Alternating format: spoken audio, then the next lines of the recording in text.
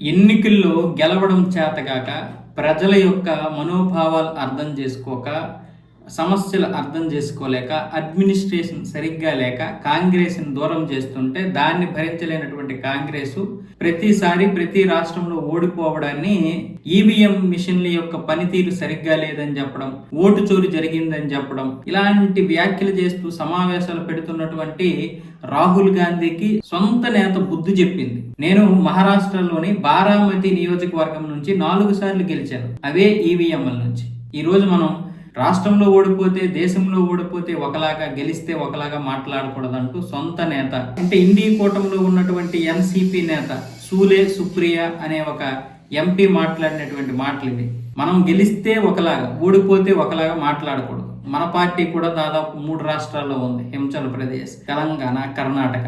అలాగే ఇదే ఈవీఎంల మీద ఇంతకు ముందు కూడా కాంగ్రెస్ గెలిచి దేశంలోనే కేంద్ర ప్రభుత్వాన్ని ఏర్పాటు చేసింది. మరి అలాంటప్పుడు మనం ఈ విషయాలు ఎందుకు మాట్లాడలేదు? అప్పుడు ప్రతిపక్షాలు ఎందుకు మరి రాద్ధాంతం చేయలేదు? దీని గురించి మనం మాట్లాడాలి, మాట్లాడుకోవాలి అంటూ ఆవిడ చేసినటువంటి వ్యాఖ్యలు ఇప్పుడు కాంగ్రెస్లో పెద్ద దుమారం రేపేశాయి. ఎందుకంటే రాహుల్ గాంధీని ప్రసన్నం చేసుకోవడానికి ప్రతి రాష్ట్రంలో కూడా కాంగ్రెస్ ఎన్నికల సంస్కరణల చర్చలు అనే ఒక సమావేశాలు ఏర్పాటు చేస్తున్నాయి.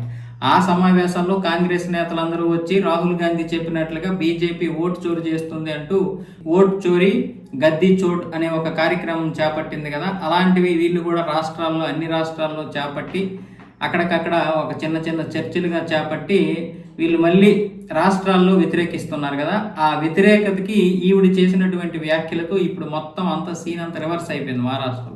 వాళ్ళు కూడా నిజమే కదా, మరి మనం కూడా గెలిచాం కదా ఇదే ఈవీఎంల ద్వారా, మరి మనం ఎలా సమాధానం చెప్పగలుగుతాం, మనం ఎలాగ విమర్శిస్తాం, మనకేం అర్థం కావడం లేదని కొంతమంది నేతలు అక్కడికక్కడే నొసలు చిట్లించుకున్నారు. కొంతమంది నేతలు మాత్రం రాహుల్ గాంధీని ప్రసన్నం చేసుకోవడానికి ఈవిడ్ని దుమ్మెత్తిపోస్తున్నారు.